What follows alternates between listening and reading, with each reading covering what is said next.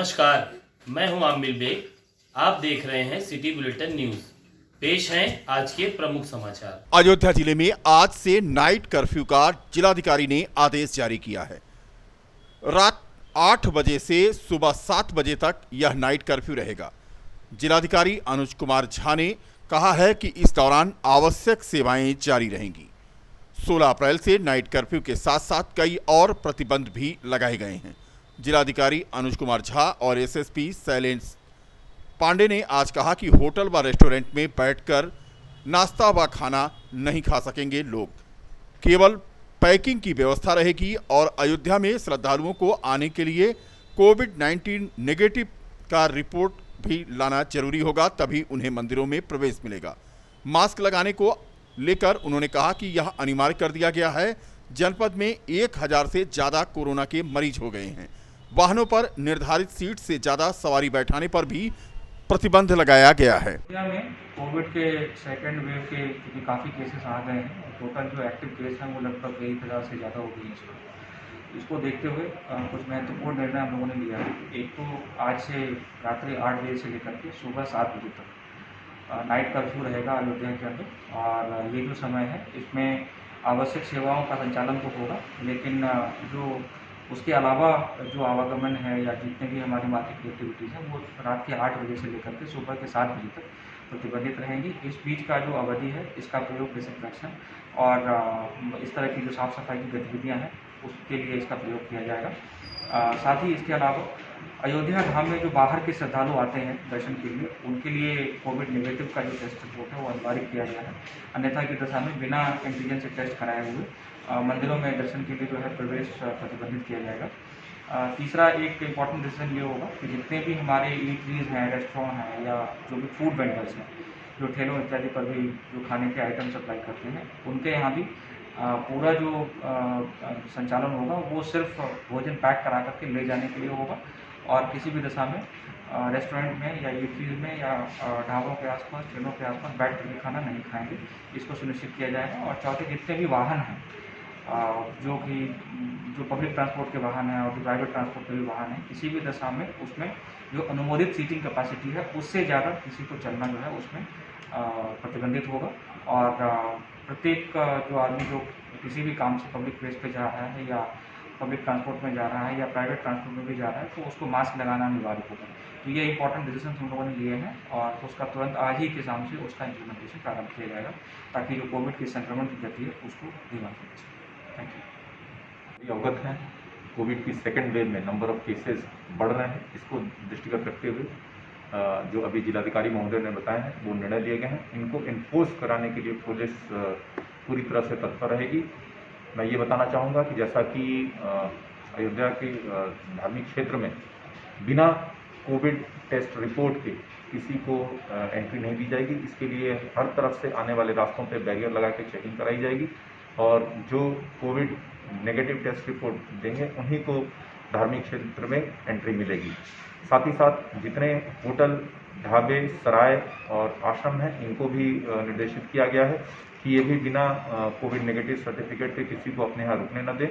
Police के द्वारा इसकी चेकिंग भी कराई जाएगी और जो अनियमितता अगर पाई गई उनके विरुद्ध विधिक कार्रवाई भी इसमें की जाएगी। मास्क का एनफोर्समेंट प्रभावी तरीके से किया जाएगा, इसको लेके पूरी सख्ती रहेगी।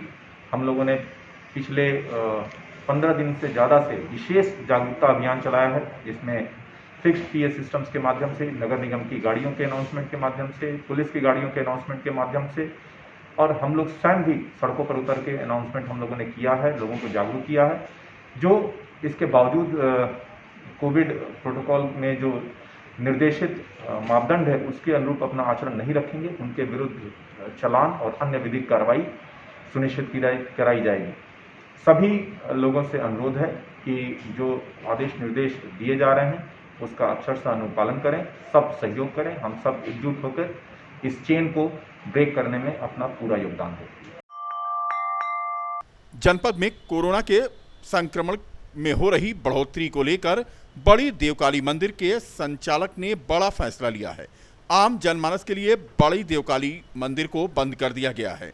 मंदिर में पुजारी माता देवकाली की पूजा करते रहेंगे। देवकाली मंदिर के व्यवस्थापक महंत सुनील पाठक ने बताया कि नवरात्रि चल रहा है, ऐसे में कोरोना संक्रमण को लेकर के आम भक्तों के लिए देवकाली मंदिर बंद रहेगा।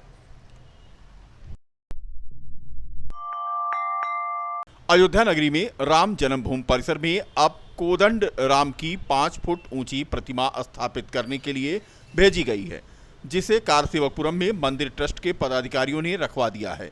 यह प्रतिमा विशेष धातु से तैयार की गई है, इसे मंदिर परिसर में स्थापित किया जाएगा। दरअसल राम मंदिर निर्माण शुरू हो चुका है। मंदिर निर्माण के लिए 40 फुट गहराई तक मलबे को हटाए जाने के बाद अब भराए जाने का कार्य यानी ग्राउंड इम्प्रूवमेंट किया जा रहा है। वहीं मंदिर निर्माण व राम जन्मभूमि परिसर के विकास में अपनी भावना के अनुसार सहयोग दे रहे हैं लोग, जिसको लेकर राम जन्मभूमि परिसर में भगवान श्री राम की भव्य प्रतिमा लगाए जाने के लिए ग्वालियर के राम भक्त द्वारा मेटल कोटेड फाइबर धातु से बनी भगवान राम के कोदंड प्रतिमा श्री राम जन्मभूमि तीर्थ क्षेत्र ट्रस्ट के महासचिव चंपत राय को सौंपा है। यह प्रतिमा अयोध्या के रामघाट क्षेत्र स्थित कारसेवकपुरम में सुरक्षित रखी गई है। ट्रस्ट के मुताबिक इस प्रतिमा को लगाए जाने के लिए विचार किया जाएगा। इसके अनुरूप ही स्थान पर इस प्रतिमा को स्थापित किया जाएगा। प्रतिमा को लेकर श्री राम जन्मभूमि तीर्थ क्षेत्र ट्रस्ट के महासचिव चंपत राय ने बताया कि ग्वालियर के एक मूर्तिकार हैं, उन्होंने फाइबर की भगवान राम की एक खड़ी प्रतिमा बनाई है और उनकी कल्पना है कि भगवान श्री राम जब लंका पर विजय प्राप्त किए और रावण के चंगुल से माता सीता मुक्त हो गईं, उस समय भगवान को कैसी प्रसन्नता हुई होगी।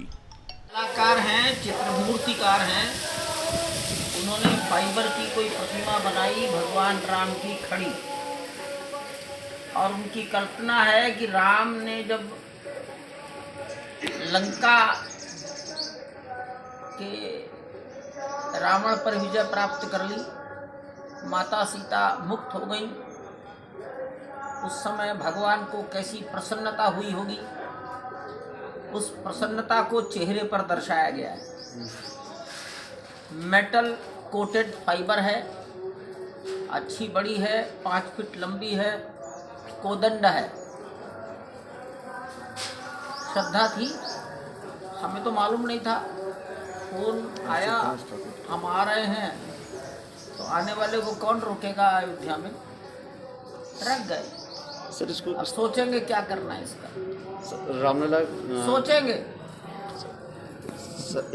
एक लास्ट कोतवाली बीकापुर की पुलिस अब मानवता भी भूल गई है। कोतवाली क्षेत्र के बेलारी गांव में 2 पक्षों में हुए विवाद में पुलिस ने एक पक्ष की एक बुजुर्ग महिला को शांति भंग की आशंका में गिरफ्तार कर एसडीएम बीकापुर के न्यायालय में पेश करने के लिए भेज दिया। इस दौरान महिला अनुनय विनय करती रही कि वह दिल की मरीज है, मगर ना तो उसकी कोई सुनवाई की गई और न ही उसे एसडीएम कोर्ट में पेशी के दौरान किसी साधन को उपलब्ध कराया गया।